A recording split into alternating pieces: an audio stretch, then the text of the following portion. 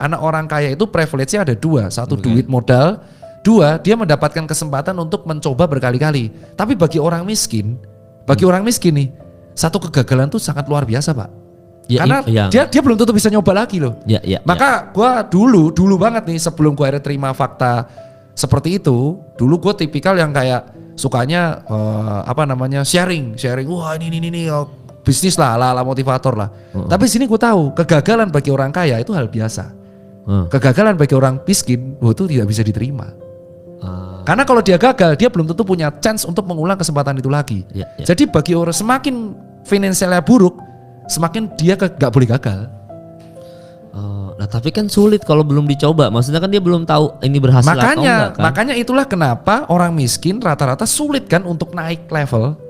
Karena ketakutan itu sekali dia mencoba resiko besar, high risk dia tanpa perhitungan, dia bisa gagal. Makanya rata-rata orang yang nggak mampu atau orang miskin itu mencapai levelnya adalah bertahap. Dia kerja dulu, dia part time dulu, dia double job dulu, nabung, resiko berkurang baru dia berani. Nah itulah yang banyak motivator bilang selama masih muda cobalah kesempatan. Lah dia kan masih ngerja ngidupin anaknya atau adiknya mungkin rumahnya. Nah jadi dia baru mulai kesempatan itu di umur 40. Nah dulu gue gak paham di soal itu. Sampai akhirnya gue ketika pandemi dan kuliah gue paham bahwa ada orang yang memang mereka itu bertahan terus supaya dia bisa menekan resiko gagal itu. Karena memang kesempatannya tuh dikit. Ya jadi kayak satu kali hit aja, one hit nih. One hit tapi berhasil.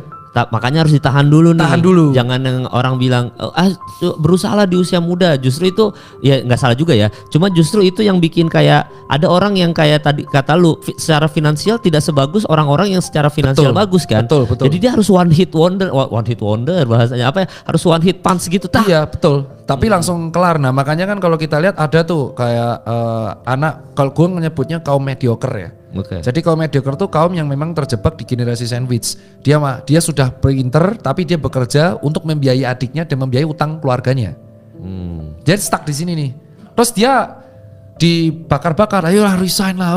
Dia gak akan bisa resign. Kalau resign siapa yang ngasih makan keluarganya? Sampai di satu momen tabungannya cukup baru dia mulai.